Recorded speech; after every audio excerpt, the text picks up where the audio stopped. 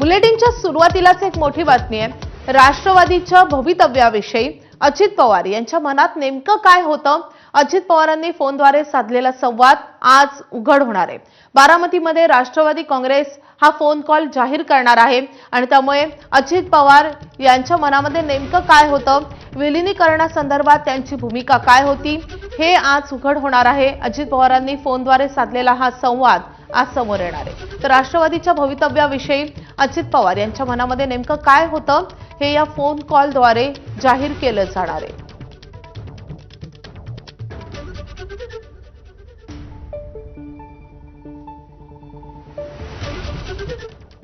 यानंतर बुलेटिनमध्ये आपण घेणार आहोत महत्त्वाच्या घडामोडींचा आढावा मॉर्निंग प्राईम टाइम मधून। अजितदादांच्या निधनानंतर दोन्ही राष्ट्रवादी एकत्र येण्यावरून सध्या जोरदार चर्चा सुरू आहे। या चर्चेवर राष्ट्रवादीचे प्रदेशाध्यक्ष सुनील तटकरे यांनी रायगडच्या कर्जतमध्ये सूचक विधान केलंय। ज्यांना आमच्याबरोबर यायचं आहे त्यांनी त्यांचा विचार स्पष्ट करावा, त्यावर चर्चा केली जाईल असं सुद्धा सुनील तटकरे यावेळी म्हणाले। राष्ट्रवादी काँग्रेस पक्ष आज गेले 2.5 वर्ष एनडीए मध्ये सहभागी त्या ठिकाणी आहे। एनडीए म्हणजे शेवटी नेमकं काय? भारतीय जनता पक्ष आणि त्यांचे मित्र पक्ष। यूपीए म्हणजे काय? तर काँग्रेस आणि काँग्रेसचे मित्र पक्ष। आज आम्ही एनडीए मध्ये आहोत। मी वारंवार यापूर्वी सुद्धा गेले वर्षभर स्पष्ट करत आलो की एनडीए मध्ये आमचा सहभाग कालही होता, आजही आहे आणि उद्याच्या भवितव्यामध्ये सुद्धा राहणार आहे। ज्यांना एनडीए मध्ये म्हणजे भाजपबरोबर यायचं आहे त्यांनी त्यांचा विचार स्पष्ट करावा आणि मग त्यानंतरचं जे काय असेल त्या बाबतीमध्ये चर्चा होऊ शकेल। राष्ट्रवादीच्या विलीनीकरणाची चर्चा सुरू होती ही वस्तुस्थिती आहे आणि त्याची कुचपूच आमच्या कानी आली होती असं मंत्री प्रताप सरनाईक यांनी म्हटलंय। विलीनीकरणाबाबत शरद पवार करत असलेल्या दाव्यांमध्ये तथ्य आहे असं सरनाईक यांनी म्हटलंय। ही वस्तुस्थिती आहे बघा, विलीनीकरणाची चर्चा त्यांची चालू होती, हे आम्हाला कुचकुच येत होती। खरं काय खोटं काय ह्या बाबतीत आम्हाला काहीच कल्पना नाही, परंतु ह्या बाबतीत शरद पवार साहेब सातत्यानं सांगतात की विलीनीकरण होत होतं। जे शरद पवार पूर्वी सांगायचे नाही तशी चर्चा नाही, परंतु तेच आता अजितदादांच्या अकाली झालेल्या मृत्यूनंतर बोलायला लागले नाही, म्हणजे काहीतरी त्यामध्ये तथ्य असेल। परंतु शेवटी हा प्रश्न राष्ट्रवादीचा अंतर्गत प्रश्न, त्या विषयाला जास्त न बोलू नये। राष्ट्रवादीचा राष्ट्रीय अध्यक्ष कोण होणार? दोन्ही राष्ट्रवादीचं विलीनीकरण होणार की नाही याची चर्चा सुरू असतानाच राष्ट्रवादीचे कार्यकारी अध्यक्ष प्रफुल्ल पटेलांनी दिल्लीमध्ये पंतप्रधान मोदी आणि केंद्रीय गृहमंत्री अमित शहांची भेट घेतली आहे। पटेलांनी बंद दाराआड मोदी आणि शहांशी 5 ते 6 मिनिटं चर्चा केल्याची माहिती कळतेय, मात्र कोणत्या विषयावर चर्चा झाली हे अद्याप स्पष्ट नाहीये। प्रफुल्ल पटेलांच्या भेटीनंतर आता लवकरच सुनेत्रा पवार दिल्लीमध्ये जाऊन पंतप्रधानांची भेट घेणार असल्याची चर्चा सुरू आहे।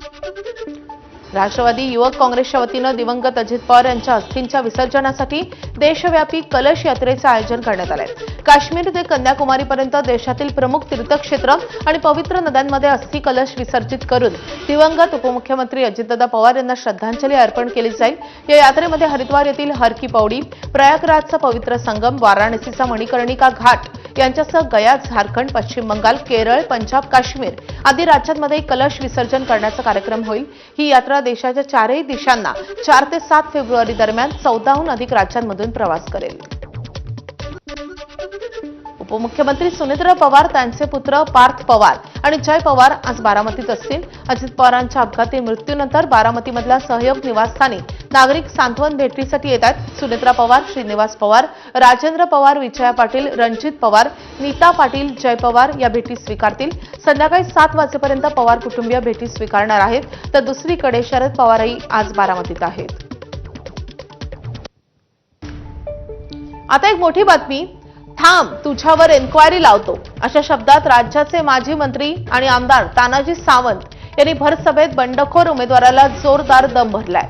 धाराशिव जिल्ह्यामधल्या पारा जिल्हा परिषद गटामध्ये झालेल्या सभेत तानाजी सावंत यांनी विरोधी उमेदवारावर थेट टीका केली आहे। सभास्थळी येताना रस्त्याच्या दुरवस्थेवरून त्यांनी संताप व्यक्त करत जनतेला वेठीस धरू नका असा इशाराही दिलाय। आपला जुना कार्यकर्ता बंडखोरी करून अपक्ष म्हणून रिंगणात उतरल्यामुळे तानाजी सावंत हे आक्रमक झाल्याचं पाहायला मिळालंय। महाराष्ट्र फिरवलेला हा तानाजी सावंत आहे, माझा नाद करायचा नाही असं म्हणत त्यांनी बंडखोर उमेदवाराला शब्दांचा भडीमार केलाय। आज ह्या ठिकाणचा आमचा सहकारी असं या गावचा होता, मग त्यांना तिकीट मिळालं नाही, सर्वसामान्य लोकांना दिलं, वाईट वाटायचं कारण नाही.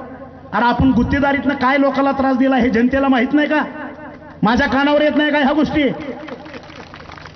जनतेच्या जे पोटात आहे ते ओटात येत नाही आणि त्या कृतीत आणायचं काम तानाई सावंत करतो. माझी चूक आहे का? आज काय अवस्था रस्ते ह्याची करून ठेवलेली आहे. काय ठिकाणी आता सांगितलं की विहिरीचं काम दाब, ह्याचं काम दाब, उसाला लोकांना त्रास दे. तुझ्या बापाचं होतं का? सर्वसामान्यासाठी उभा केलेली ही यंत्रणा आहे. तुम्ही तिथं एजंट म्हणून पाय घालायचं काय कारण आहे? आता मी एक रस्त्यावरून आलो, एक तरी उमेदवार ह्या ठिकाणचा स्क्रीनवर दाखवतोय, हा रस्ता मी केला. तुझ्या बापाने केला? निधी कोणी दिला? महाराष्ट्र शासनानं निधी हात आणायची सावंत आणला. तुझ्या एक कपातच्या हात मिंदा आहे आणि रस्त्याची अवस्था काय झाली मी बघितलं येताना. त्याची इन्क्वायरीच लावतो. तू बघ, थांब आता काय मी काय करतो. सर्वसामान्याचं रक्त कोणी पिणार असेल, सर्वसामान्यांना वेटीस कोणी धरणार असेल, ते अजिबात सहन करणार नाही. तुमच्याकडे जे आहे त्याच्या 10 पट माझ्याकडे आहे. तुम्हाला जर मनगटाचं लय न्याट असेल ना, त्याच्या 100 पट न्याट माझ्याकडे आहे. माझा नाद करायचा नाही. मी म्हणणाराची मी जिरवलेले आहे, हे मी ध्यानात ठेवा. महाराष्ट्र फिरवलेला हा तानाजी सावंत आहे. हे तरी एक जिल्हा परिषदचा गट आहे. आपल्या अवकातीत राहावं, आपल्या अवकातीत जेवढं शोभतं तेवढं काम करावं, ह्या मताचा मी. आता छत्रपती संभाजीनगरमधून मोठी बातमी. छत्रपती संभाजीनगर महापालिकेमध्ये महापौर पदाच्या निवडणुकीत एमआयएम आता उमेदवार देणार आहे. संभाजीनगरमध्ये एमआयएमचे 33 नगरसेवक निवडून आलेत. त्यामुळे भाजपला दूर ठेवण्यासाठी शिवसेनेसोबत जाण्याचाही विचार करू, असं विधान इम्तियाज जलील यांनी केलं आहे.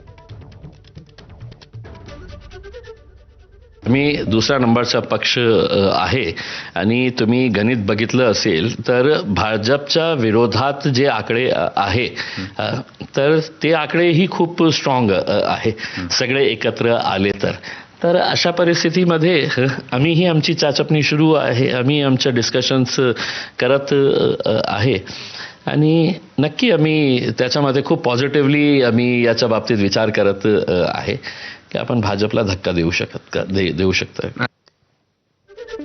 दरम्यान छत्रपती संभाजीनगर महापालिका निवडणुकीमध्ये एमआयएमचे 33 नगरसेवक विजयी झालेत. मात्र या 33 पैकी 16 नगरसेवकांच्या विरोधात तक्रार दाखल झाली आहे. तर 3 नगरसेवकांना 2 पेक्षा जास्त अपत्य आहेत. काहींनी शपथपत्रात चुकीची माहिती दिल्याचा आरोप आहे, तर काहींच्या विरोधात अतिक्रमण केल्याच्या तक्रारी आहेत. आणि त्यामुळे चौकशी करून नगरसेवक पद रद्द करण्यासाठी पालिकेकडे अर्ज दाखल करण्यात आलाय. या संदर्भात इम्तियाज जलील यांच्याशी आमच्या प्रतिनिधींनी बातचीत केली. आपण पाहूयात. छत्रपती संभाजीनगर महानगरपालिकेमध्ये एमआयएमचे 33 नगरसेवक निवडून आले. मात्र 33 पैकी 16 नगरसेवकांना अपात्र करावे असे वेगवेगळे अर्ज आलेत. यामध्ये 2 पेक्षा जास्त अपत्य असतील, शपथपत्रातली खोटी माहिती असेल किंवा अतिक्रमण केल्याच्या पुराव्यासकट काही तक्रारी करण्यात आल्यात. काय प्रतिक्रिया आहे? कारण 33 पैकी 16 जणांना तक्रारी आलेल्या मला माहित नाही आहे. हे स्वाभाविक आहे. जेव्हा जेव्हा निवडणूक संपतं तर त्यांचे जे विरोधी असतात, जे जिंकून आलेले असतात, त्यांच्या विरोधातले जे पराभव झालेले कॅन्डिडेट्स असतात किंवा ज्यांना तिकीट नाही मिळालेलं असतात, हे लोक तक्रारी देतात. आता एक नियम आहे, या नियमाप्रमाणे हे लोक निवडणूक लढू शकत नाही. अशा या अनुषंगाने काहीतरी चूक केली असेल तर इलेक्शन कमिशन किंवा महानगरपालिकेची जबाबदारी आहे, त्याची इन्क्वायरी करा. आम्ही काही जास्त त्याच्या बाबतीत करू शकत नाही.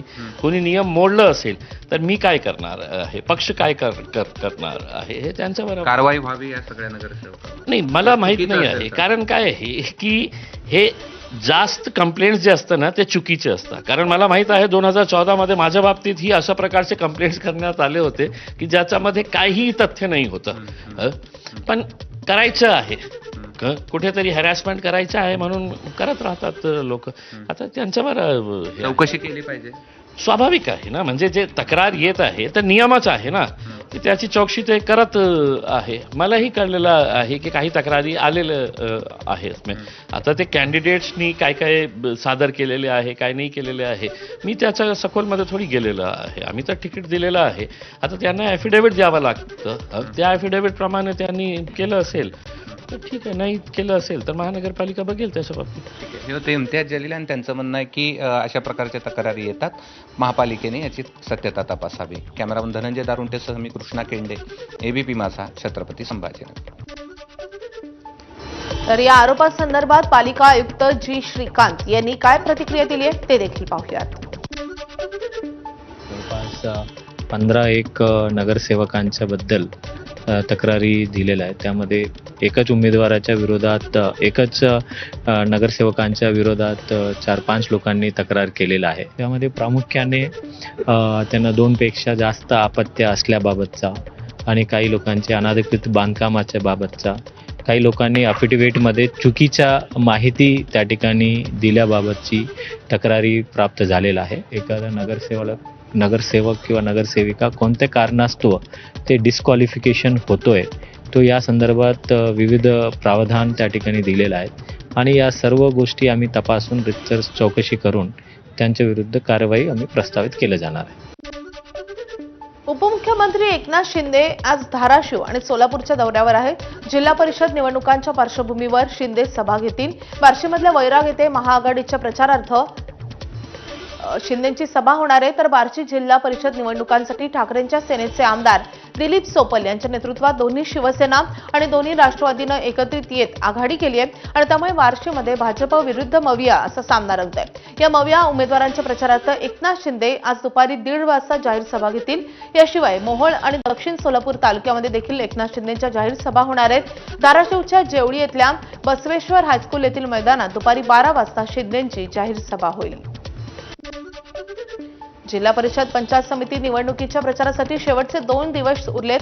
उद्या जाहीर प्रचार संपेल तर 7 फेब्रुवारीला मतदान होणार असून 9 फेब्रुवारीला मतमोजणी होईल. एकनाथ शिंदेच्या आज धाराशिव आणि सोलापुरात सभा आहे तर तटकरे रायगडमध्ये सभा घेत आहेत. दादांच्या निधनानंतर तटकरे पहिल्यांदाच प्रचारात सहभागी होतील. मुंबई महापालिकेमध्ये महापौर, उपमहापौर आणि विषय समित्यांवरच्या अध्यक्षपदावर कुणाची वर्णी लागणार यावर प्रश्नचिन्ह कायम आहे. मुख्यमंत्री आणि उपमुख्यमंत्र्यांची आज मुंबई महापालिकेसाठी बैठक होण्याची शक्यता आहे. मुख्यमंत्री देवेंद्र फडणवीस आणि उपमुख्यमंत्री एकनाथ शिंदे हे दोघे मिळून बैठक घेऊन आज निर्णय करण्याची शक्यता आहे. 7 तारखेला उमेदवारी अर्ज भरण्यास तारीख निश्चित होणार असल्यानं मुंबईचा महापौर आणि उपमहापौर कोण होणार हे तेव्हाच निश्चित होईल.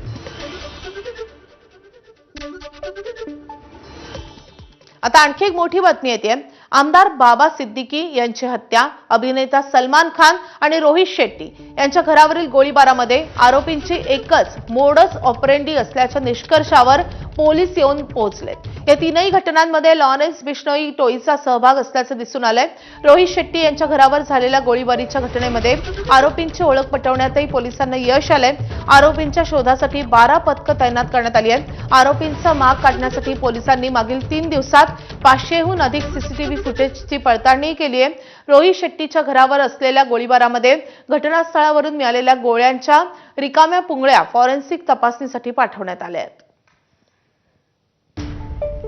तर या संदर्भात अधिकचे अपडेट देण्यासाठी आपले प्रतिनिधी सूरज सावंत आपल्या सोबत आहेत. सूरज, अत्यंत धक्कादायक माहिती आहे. 3ही प्रकरणाची मोडस ऑपरेंडी एकच आहे. नक्कीच माझी आपण पाहतोय की आमदार बाबा सिद्दीकींची हत्या असेल, अभिनेता सलमान खान आणि रोहित शेट्टी यांच्या घरावरील जो गोळीबार करण्याची एक मोडस ऑपरेंडी होती ही जवळपास सेमच आहेत. लॉरेन्स बिश्नोई गँगच या मागे असल्याचं आता पुन्हा एकदा समोर आलेलं आहे. कारण ज्या पद्धतीने आरोपींना सुपारी देण्यात आली होती, त्यांना हत्यारासाठी साहित्य देण्यात आलं होतं, पळण्याचा त्यांचा एकूणच मार्ग ठरवण्यात आला होता, या सगळ्याच गोष्टी या लॉरेन्स बिश्नोई गँगकडनं याआधी देखील 2दा करण्यात आलेल्या आहेत.